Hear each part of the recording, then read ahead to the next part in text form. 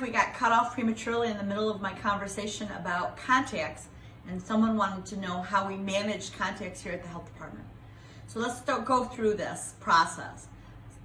Typically, we receive a positive test result in our system, and we find out who that person is, and we contact them and have a discussion. We go through what we call an investigation to find out where they've been, when their infectious period was, and who their contacts were based on the definitions we've used before.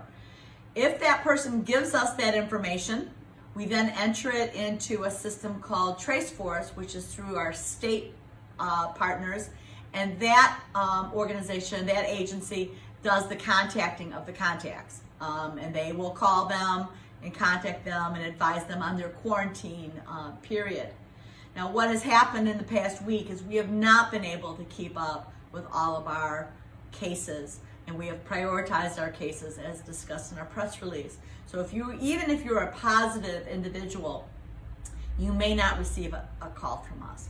That means you have to just know what to do on your own, and that information is readily available on our website. So that's how a contact is managed. A contact of a contact is not a contact. It's somebody who should be more acutely aware of their exposure. The fact that you know somebody who knows somebody should bring it home to you, but in itself is not enough to warrant quarantine of that individual.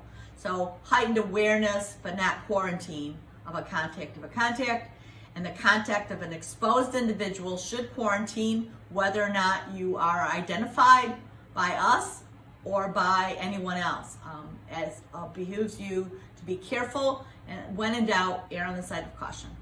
I hope that helps.